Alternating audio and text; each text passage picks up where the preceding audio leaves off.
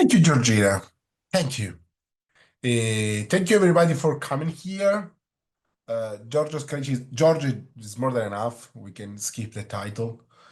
Actually, me and Georgina were together at Durham University uh, many years ago now. Thank you for being here. It's a pleasure, it's an honor. I hope it's going to be fun. I am an anthropologist. I specialize in religion and then funerals. I work with the indigenous community in Indonesia for many years. I documented their funeral, was never documented before. Then life brought me back to Italy. Said, what I can do in Italy after all these years? And discovered, yes, there is a lot to do in Italy about funerals. And I start to focus on religious minorities, funerals, and religious freedom of religion. And I discovered that actually in Italy there is no real religious freedom. Actually, there's a lot of issues, and the minorities are living many, many issues. What I'm trying to do is to get funding from the European Union to try to pursue this project. This is kind of the preview of my work. Is a research I start to see what was going on. It was actually something to study or not. It was a kind of issue or not. And actually, I found a lot to do. So the hope is to get these European fundings, then I can increase the project. The original idea was a project between Estonia, Netherlands, and Portugal and Czech Republic, but it didn't go well. So the new project is going to be just about Italy, and we are going to see some reason why it will actually be just about Italy. I'm going to share my screen. Da-da-da. Yes. Do you see it? Yes. Okay, perfect. As you see in Nemo, I'm also the president of Nemo, the Italian network on death and oblivion. Is a kind of association like the ASDS. We organize conference, events, workshop, all this kind of stuff. Everything start, of course, with the COVID-19. That was quite traumatic for everybody, but this picture in particular in Italy is quite famous. I don't know much outside Italy, but this photo of trucks of the army, they are carrying corpse of people who've been killed by the COVID-19. This was at the very beginning in the north of Italy. And this was a shock for it, not just for Italy, but for everybody. And the thing that's of the COVID-19 that we all remember were the many funeral bans. We found ourselves with people dying more than normally, but without the opportunity and the possibility to have traditional funerals. Only two people could be at the funeral, sometimes nobody, just few. And this, of course, was experienced as a trauma on the trauma, because what the COVID-19 took away from us beyond the people was also the opportunity to have a healthy grieving process. And we complain for that, and we are still suffering for that. There are studies on this. Panagiotis Pentaris wrote a book about this.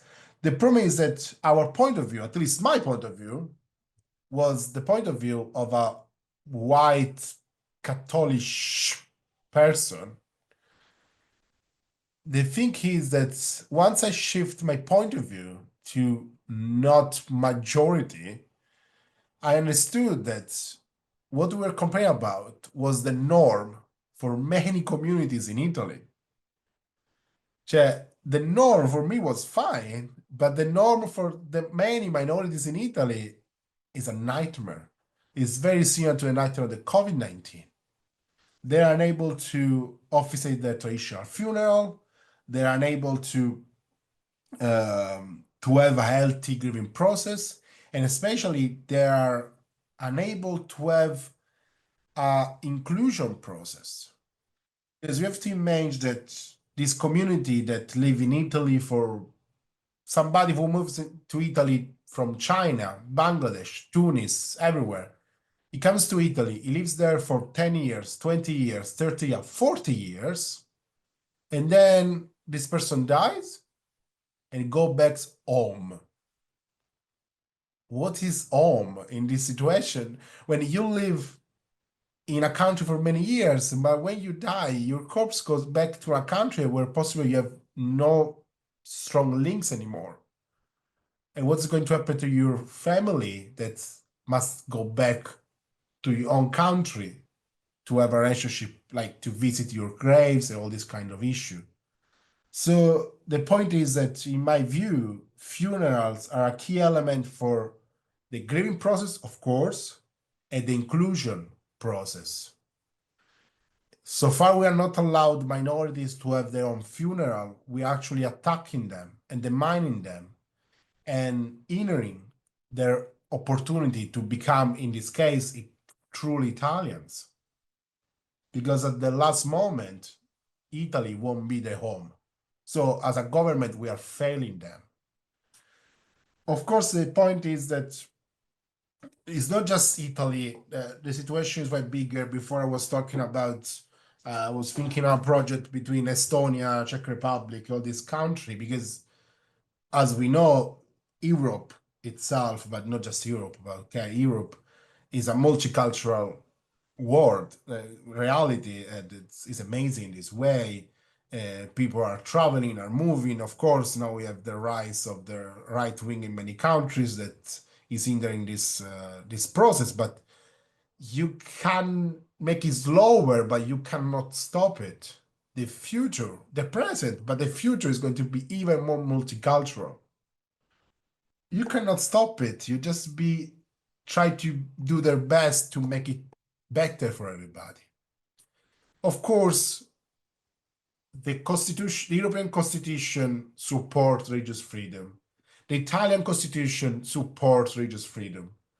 Even be careful that Article 19 is the Italian Constitution. It says rights contrary to the morality. This is very slippery situation, because how do you the morality is a very complex idea, especially like what kind of morality Italy with a strong Catholic past will have. Of course, it's going to be of a Catholic morality that is going to shape the opportunity of not Catholic religion to have the actual religious freedom. If you look international ranking, Italy always like in a very good position, one of the best country in the world for religious freedom. But as we're going to see, it's not like this at all. We are very good at ranking because we don't shoot people on the street, but the reality is way more complex, way more subtle. There are more micro and macro aggression about this. But yes, theoretically, Europe and Italy, they defend religious freedom. Of course, when we talk about discrimination in Italy, the dynamic duo that we are going to start, it's fascism and the Vatican and the Catholic Church. Because it's all start in the modern time in Italy with the Lateran Pacts, 1929. Mussolini starts as an anti-Catholic, anti-clerical figure. He was strongly against the Catholic Church. He gets the power in 1922. He understands that will never rule Italy easily, or at least easier, without the support of the Catholic Church. So he shifts his approach, and he found a good ally in the Catholic Church. He signed the Lateran Pacts. The Lateran Pacts are very interesting because are international pacts. between the Italian government and the Vatican, two states. This is a key element. With the Lateran Pacts, Spain has a similar situation, Portugal has a similar situation. Catholicism doesn't become national religion, but it gets incredible rights and peeves and bonuses and everything. Teaching Catholic religion is mandatory in school from 1929, huge tax credit and tax favoritism, and many other situations. This, as an international pact, is a super complex and hard pact to change. It's almost impossible to change this pact. It was a slightly change in 1984, but it doesn't change much. One of the things it changes is that the teaching of Catholic religion is not mandatory anymore in Italy. Still, all schools in Italy, we are talking about public school, they have to teach Catholic religion, but families can decide to opt out. But we are talking 1929, 2025, still now, the Italian taxpayers, Catholics or not, they pay teacher chosen by the Catholic Church to teach Catholic religion in public school to the family that they want it as a service or not. And the base is that you have it and then you decide to opt out. This is still a situation in Italy. But then what's happened to the other religion? Because yes, the Catholics, they have this special relationship with the Italian government. Again, it's not a national religion, but it's a religion that has a special place in the Italian politics. He had a huge role, like in Italy for 20 years, we had in power a party called Christian Democracy for 20 years. Of course, the Vatican had something to say about the abortion, divorce, and all these kind of issues.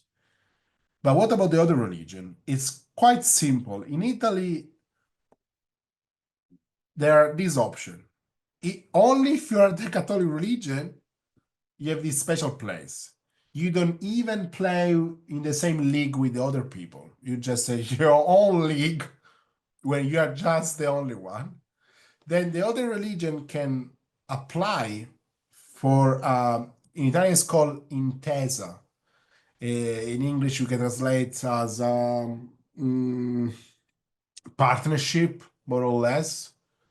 The other religion can apply for a partnership with the Italian government. The thing is, these are the only religion that got it so far. It's 14. It's nothing. 14 religion have it. And there is one huge missing element. I don't know if you spotted with the one who is missing. It's so strange it is missing. I give you 2 seconds. The Islam is missing in this list. The Muslim, that is the biggest religious minority in Italy, they don't have the partnership with the Italian government yet. There are 2 narration of this list. There are 2 narration. From the government side, they say that the Muslim population in Italy is not well organized. There are 2 divide in various religious group, and then there are also ethnic group because Bangladesh Islam is not, it doesn't cooperate with Muslim from Tunis, from Iran, all this kind of situation. It's partially true. On the other side, my informant told me that the governments of Italy, left and right, they actively try to avoid that the Muslim going to get a partnership with the Italian government. This is what I got to in my research. But it's already worrying that in Italy you have the Vatican with the special rules, then you have all the religion that are not never going to get the same rights and the Vatican gets, and then you have the religion who don't get the partnership yet. So the basic situation in Italy, they have a Vatican, Catholicism, and then you have all the religion. There is a basic discrimination. This is the base. All religion are discriminated because all religion are treated in lesser way than the Catholicism. This is the way. It's almost impossible to change it. Of course, in this group is very interesting. The Valdesian Evangelical Church is very loved by everybody because they got the partnership and they actively work to help other communities to get it. Nobody told me, yeah, yes, the Vatican is helping us to get the partnership. Nobody. The Vatican is not doing anything to stop the situation when they have incredible rights and privilege regarding other religion. So it's actively part of the oppression system. So what I did was I went around Italy to interview some groups. I'm not going to talk about everybody because I interviewed some communities that they told me like, we are not having huge problem for many reasons. So I took them. I'm not going to talk about them today, but you can ask about it if you want.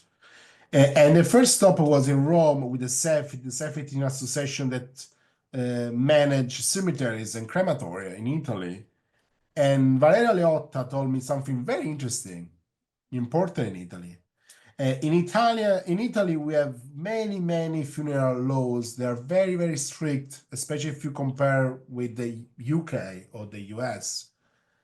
And we're going to see why. And they change a lot, like the stairs of Harry Potter. They like to change because we have national funeral laws, regional funeral laws, and county funeral laws. They change. Some things can be legal in Palermo and be illegal in Rome, or be legal in Milan and be illegal in Turin. It's changed a lot. But Valeria told me something very interesting. She told me why this, not only why, but why we are so strict with the funeral and the corpse, all this kind of situation. She told me like, because in Italy, the deceased are still a public matter. You are still a citizen, even if you die. So you are under regulation, under protection of the state. Is the reason why in Italy, if you are cremated, you have to inform the police about the location of the ashes. And the police can come any moment to check it if the location you gave is correct. Is the reason why you cannot easily scatter the ashes, you cannot transform it in vinyl, you cannot transform it in diamond, you cannot put it, make a tree, you can do anything with the ashes because it's still a person from the Italian government. So yeah, very limited. And this created a lot of issue because so far was only the Catholic tradition of burying in the graveyards, easy. But now in 2025, there are many other necessity and desire, religious or not. Again, in UK, it's possible to be transformed in a musical vinyl. That is my dream. Is the dream, like nothing better than this. In Italy, it's just unthinkable. Or is illegal to separate the ashes, to divide the ashes. They must stay keep together because it's a person. So this was the basic problem. And then I went to talk with the minorities, and I'm talking about minorities and non-migrants because there's a difference. Because of course, some religious minorities are made by migrants. Islam, Sikhism, Buddhism not. Buddhism usually like middle-aged, white, high-class people. But like Hinduism, of course. Bahai is not made by migrants. So different communities have different issues because, of course, being a minority is already challenging, but being a minority and a migrant is going to make things way harder. Cosetta Scotto di Freca, she's a bi, and she told me like our problem beyond the law and then our necessity because they have specific ideas. We are not respected. She's from Rome. She's living in Rome. Rome is the biggest city in Italy. And she told me, do you know how many places there are in Rome for not Catholic funerals? One, the pyramid of the Verano Cemetery. So the capital of Italy has just one place for not Catholic ceremonies. And it's not even the same cemetery where there is the not Catholic cemetery. Because in Italy, all cemeteries are Catholic by default, and then there are spaces for not Catholics. They are usually called English cemeteries. So they have the function, the ritual in a place, and then the burial is another place. And they have a long prayer moment. They have to say a prayer 7 times. And she told me, you can imagine how many times we are pressured by the works of the cemetery to be faster or to just stop it because they have things to do. And I'm sure, she told me, like, I'm sure that we won't be treated in the same way if we were Catholics. They will understand what we do. But then there is also some other realities, like the realism. Realism is a new religious movement. They believe in aliens. They believe that at the end of the time, aliens will come back. They will use a piece of the bone, the frontal bone, to clonate the people, and people will reborn anew. The thing is, they desire when somebody dies to remove this piece of bone and save it in a special place. But of course, in Italy, it's super illegal. It's unthinkable. Is this stopping them? Officially, yes. What it seems to happen that they find a way to find professionals that help them in doing what they need to do to achieve the idea of afterlife. They believe in it. Because then we will see later with the Muslim community, having a law that forbids something doesn't mean that these things is not going to happen. And actually, it happened in the UK with the open air cremation. It's happening in UK. It used to happen in UK even when it was illegal. Now it's the law around it is not as smooth, but partially illegal. But it was happening anyway before. Because when people have needs, they're going to find a way to go around the law. In Italy, of course, open air cremation is super illegal. Unthinkable. But it happened once in 2007. A Buddhist guru died in Italy. Of course, it was a guru. Could you do like a normal funeral? No. They find a way to have an open air cremation. They were supported by the far right party in Italy. This is quite ironic. But why was it possible? For 2 reasons. One, he wasn't just a guru, he was a knight of the Republic. So he was able to get special treatment. Secondly, it was near Pisa, and they got to use the special laws for pig fever to burn the corpse. So they treat a Buddhist guru as an infected animal to be able to have an open air cremation. And this is, on one side, it's good thinking. You find a way to go around the limitation. But on the other side, like you are treating a guru as a sick animal, a pig. And then there is another question. Why was it possible for him and not for everybody else? Of course, it was a knight of the Republic, but is this a good reason to discriminate against other Buddhists? Why him? Just because he was famous and powerful? It doesn't seem fair in this way. I went to also interview the Sikh community. And actually, I had this lovely conversation with Jasprit Kaur. She was actually my interpreter because I was talking with an important member of the community who couldn't speak Italian. But she was way more interesting. She was very young. She speaks with a strong Northern Italy accent, very strong.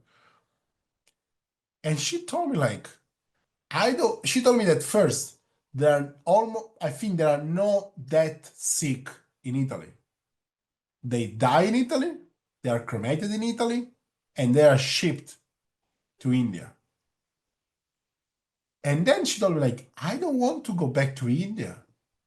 I'm Italian. I speak Italian. I grew up here. Italy means nothing for me. So it's why should I go back to India later? Because the thing is that there are Sikh, they want to be, they have the ash spread in the rivers, in water. In Italy, it's not always easy to do it. If it's not, I think it's not possible at all. You can spread ashes in certain places, but it's depend from where and all this kind of situation. But this underline the situation, like, I don't want to go back to India because India, it doesn't mean much to me. The older generation, yes, they possibly go back to the town and the city and the nation where they grow up, when they have relative, when possibly the parents are there like dead in the cemetery. But the new generation. Then I went to in Rome. I interviewed Bachu. Bachu is a very famous member of the Bangladesh community. Very famous in a positive and negative way because it's at the moment having some legal issues. They're still investigating. Some people say that he has been framed by the right-wing government. Some other people say that no, but he's having issues. But anyway, and Bachu told me very interesting things that there are many issues for the Muslim in Italy. The Muslims are very discriminated in Italy. We had even have a law to avoid the Muslim to build new mosque. So we have like they don't have a partnership. We try to stop them to build new mosque. There are many, many issues. And then he told me the problem is that my generation, if you tell them to don't do anything, possibly we're going to do it in secret. But the young generation, they have actually two choices between living Islam or do it anyway, but publicly, because they're not going to accept as Italian to don't be able to do something that they think is right thing to do.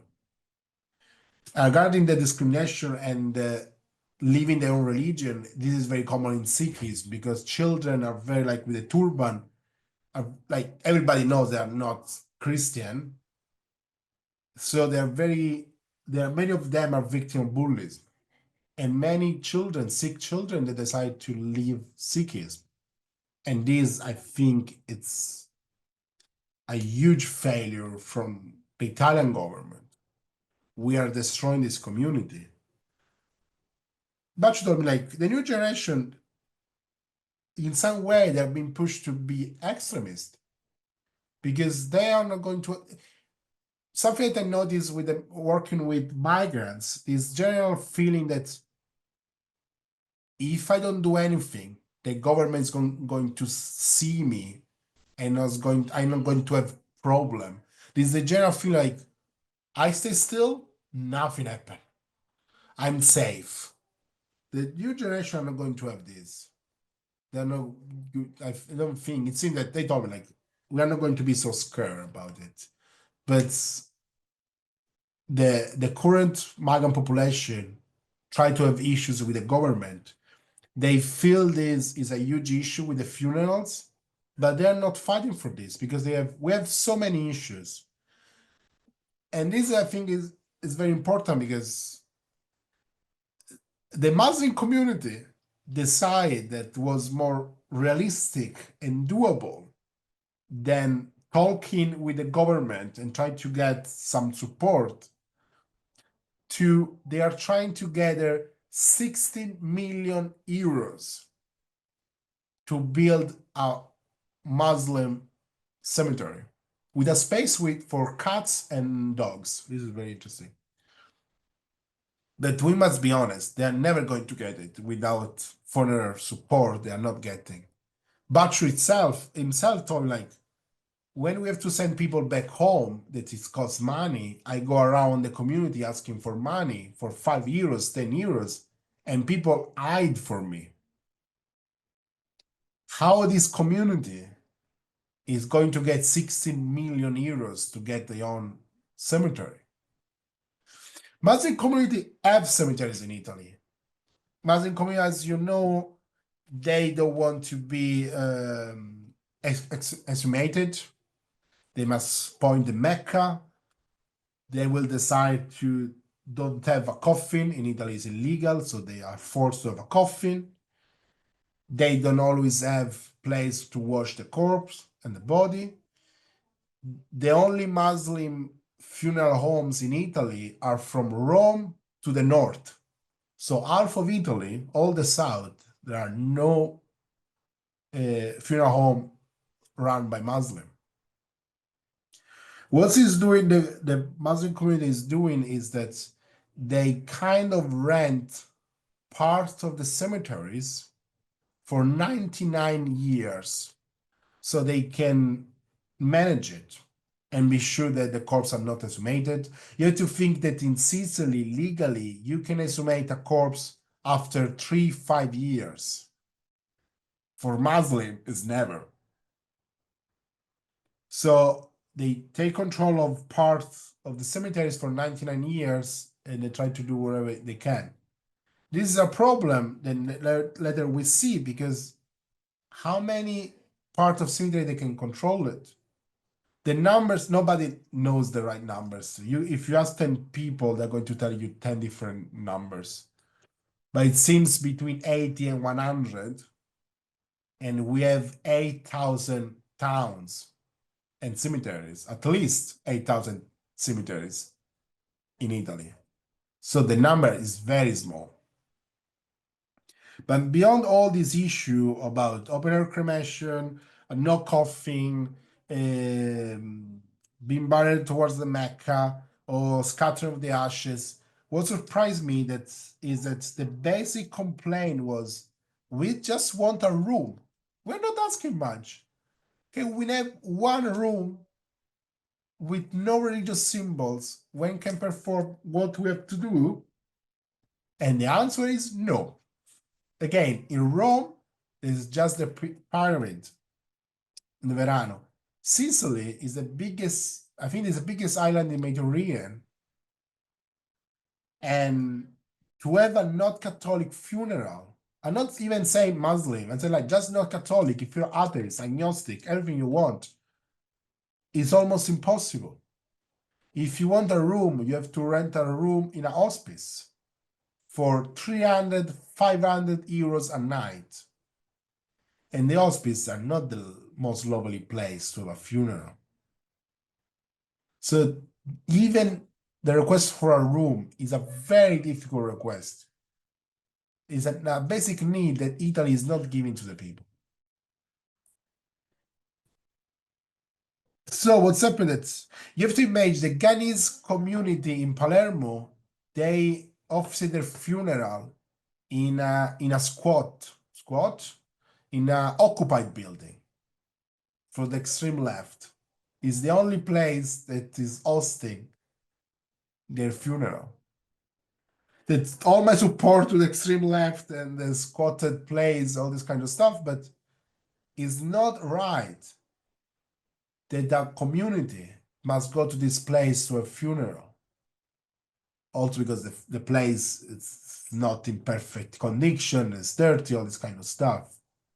Community, they deserve more, and all this service should be guaranteed by the government.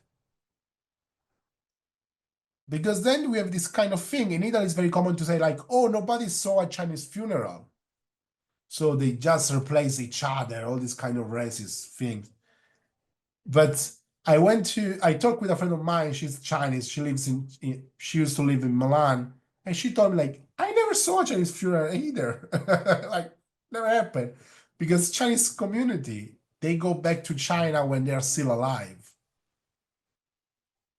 The first Chinese funeral in Italy was 2014. That is yesterday, basically. It's yesterday. 2014 is nothing. And these people tend to go back to their hometown when they're still alive. I had a chat with the Tunis embassy in Palermo, and they told me, like, no, we send everybody back. Everybody back. For me, this is outrageous. It's fine when there's a free choice. Of course, you are free to do it. But it seems that it's not a free choice. It seems that we have no other way to have a proper ritual. Because then they're going to have, of course, double funeral, once here, once and one there. But to have the burial that they want, the scattering they want, the cremation they want, there is no solution in Italy at the moment. The Italian government often say that one of the reasons of these many no's, especially for open air cremation, and first it's a strange, this kind of beyond the norm. We are not used to do this, but then India, it does it for prime minister.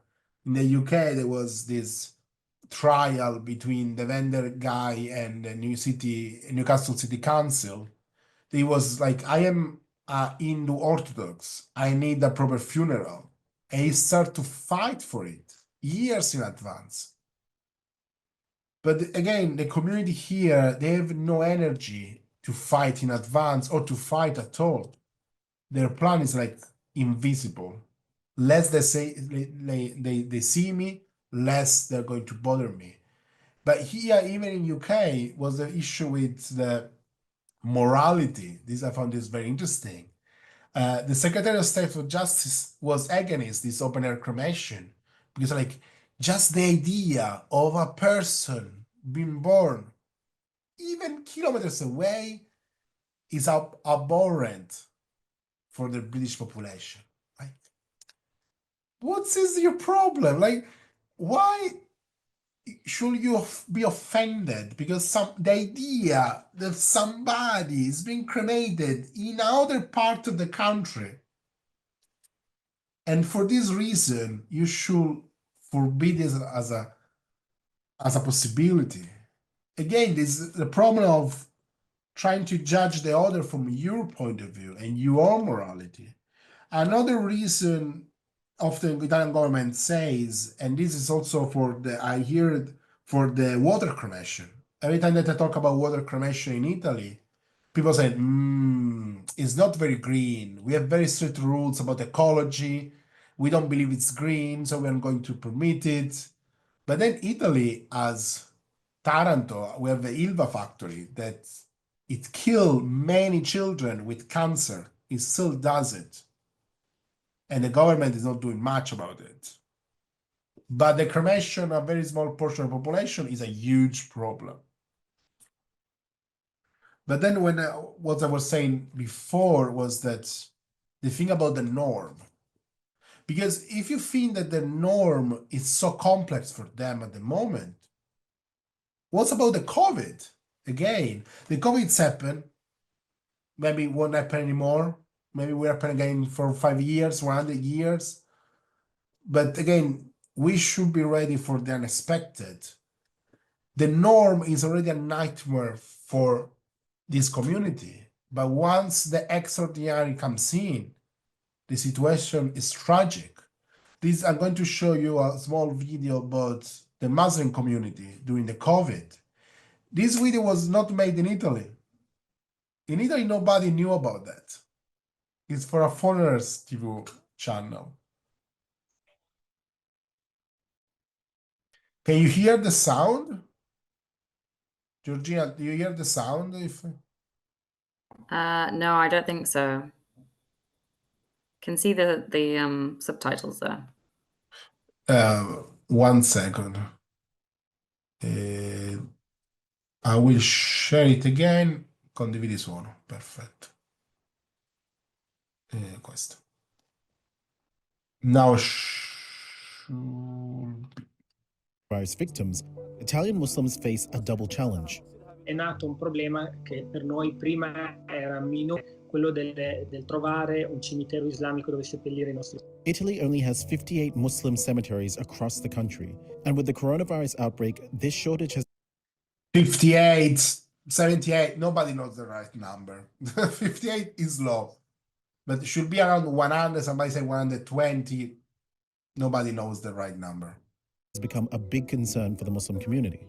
Ci sono almeno 2 milioni di musulmani in Italia, sono distribuite diciamo nelle regioni nordiche maggiormente, ma come città spiccano Milano e Roma. In Italia ci sono 8.000 comuni, quindi pensate cosa voglia dire, diciamo 58 cimiteri su 8.000 comuni, vuol dire che c'è una carenza evidente per quanto riguarda questo. Grim stories are circulating in the Italian press and on social media about Muslim families who are confined at home with the bodies of Italian press and social media is the journal that you call it, the Islamic Association. So it's not Italian press, it's just the Islamic Association talking about their own issue. Beyond that, nobody knew about this problem. their loved ones. Diciamo sospese in situazioni provvisorie senza delle certezze per quanto riguarda la loro sepoltura. This family in Brescia, in northern Italy, was able to bury their mother after spending a week in confinement with her body. Ci tengo tanto a dire profondamente un grazie per tutte quelle persone che hanno contribuito a far sì che mia mamma venga sepolta dignitosamente in un cimitero islamico. Muslim funeral agencies in Italy are overwhelmed with the increasing numbers of people dying. Perché chiamata giorno e notte. Adesso non abbiamo più la morte normale, abbiamo tutti corona, il virus Covid-19. Viviamo malissimo, perché da una parte dobbiamo fare il nostro dovere e da un'altra parte abbiamo famiglia, anche noi abbiamo paura, molta paura. E quando entri proprio negli obitori vedi cosa che esci fuori con le lacrime, perché sicuramente. Lei quante chiamate riceve in questi giorni? A paragone rispetto a prima, quanto è diverso? Però non possiamo, adesso come adesso non possiamo, perché io mi occupo di tutta l'Italia, ma adesso come adesso non posso prendere tutta l'Italia, devo prendere la parte più vicina, le città più vicine, prendo Brescia, Cremona, Bergamo, Verona, le vicinanze. Before the coronavirus crisis, many Muslim families buried their relatives in their home countries, but that is no longer possible. Diciamo che abbiamo un problema che è nato subito dopo la chiusura di quelli che sono i voli aerei. Diverse salme di musulmani venivano espatriate ogni anno. Per quanto riguarda i morti di coronavirus, i parenti non hanno la possibilità di trattare la salma, quindi di svolgere. The challenge of burying Italian Muslims has been exacerbated by the absence of some regulations. Tutto questo ovviamente è dato anche da una mancata intesa a livello nazionale con lo Stato italiano, il famoso articolo 8 della Costituzione, che poi crea questi problemi a livello territoriale, a livello locale. Islamic rituals for burying the victims have also changed.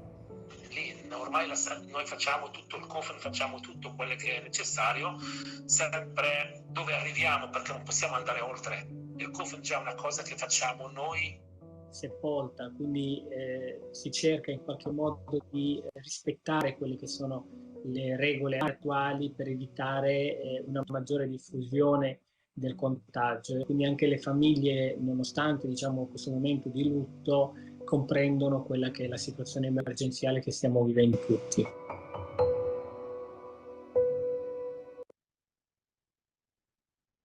With this I finish. 2 minutes and a half late, sorry, but I hope you like it. Yes, I can reply to your question later. Yes, sorry, I just saw one question. Yeah, no problem. Thank you, Giorgio. That was absolutely fascinating. So we have 10, 12 minutes or so for some questions now. So you can either put them in the chat, or if you'd like to, you can raise your hand, come on the screen and ask them for yourself. As Giorgio said, there is one question in the chat already. So we can start with that. And Ash, if you'd like to, do feel free to chip in. But the question is, what is the status of pagan belief groups in Italy? Very good question. Actually, paganism was one. When I applied for this European funding, I put paganism in it, and I was destroyed for it. One of the reasons I didn't get it for paganism, because of course paganism is umbrella term. It means a lot of stuff, possibly too many stuffs.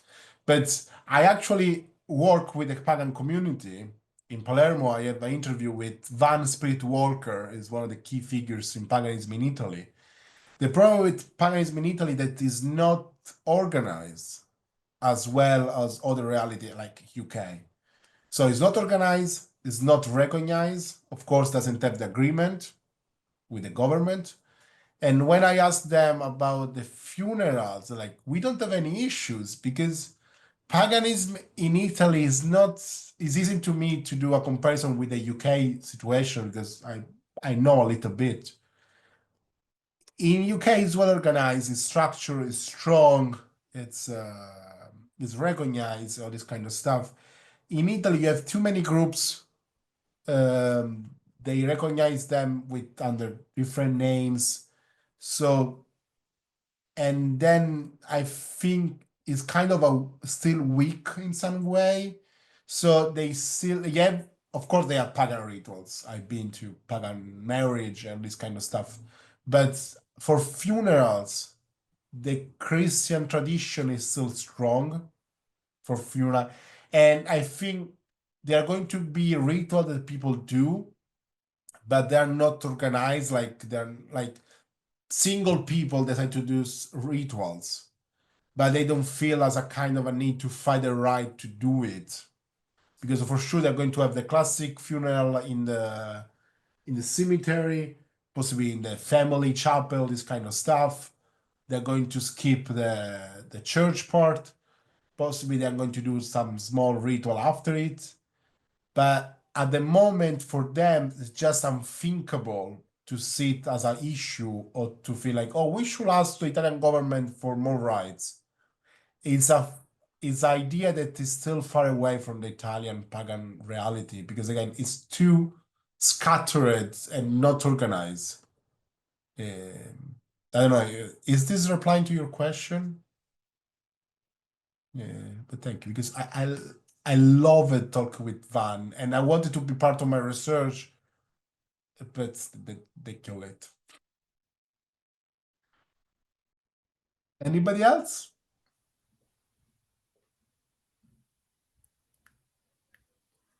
Easy. I have some questions. If nobody else, oh yeah, you did answer Ash's question. That's perfect. For somebody who myself who is not Italian and is outside of the Italian context, I wonder if you could just say a little bit more about how different funerary buildings are, like what they are like architecturally. So like in the UK, for example, a crematorium will have a chapel associated with it within the building. And that is where some people, particularly non-religious or various different religious groups, may have their funeral service. And that would obviously be separate to church, etc. So do the crematoriums in Italy have like a chapel associated, but attached to them where people would have funeral service? Okay. There is no unique question to this. Italy is a very peculiar history. We are like a mix together of different histories, north, south, this kind of stuff. And there are many differences. Again, before I told you like the funeral home for Muslim just from Rome to the north. So there is a clear division north-south, even in cremation. cremation is more common. It's not very common, but it's more common in the north and the south. In Sicily, biggest island in the Mediterranean, we have only two crematorium and half, because the one in Palermo sometimes works, sometimes not. But you have to think that people who die in Palermo want to be cremated. They must drive for 2 hours, 2 hours and a half to be cremated, and then come back. So usually, not often, not always, the families are present during the cremation. That is something that many crematoria suggest to, like, crematoria suggest the family to don't be present during cremation because it's perceived as a bit violent or something similar.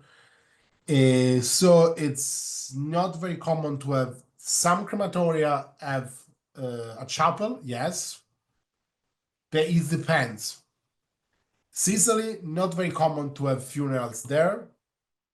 Other places like Padua, yes. But in the north, then you have more funeral homes with places where you can, like, I work with Santinello Funeral Home in Padua, and they have a place for every kind of ritual. I don't think that in Sicily there are any funeral homes. So it changed. And this is another problem, because in some places it's easier if you're not Catholic. In some other it's just a plain nightmare.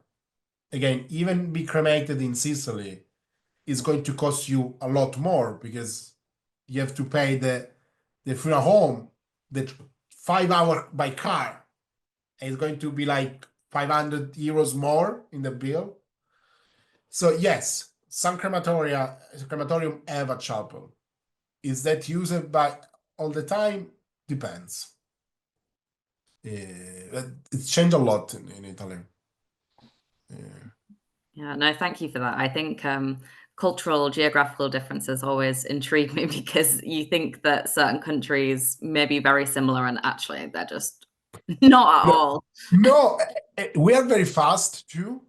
Like, if I die now, no, now it's too late. But I die in the morning, my funeral is the day after. Like, super fast. While in the UK, you're used to a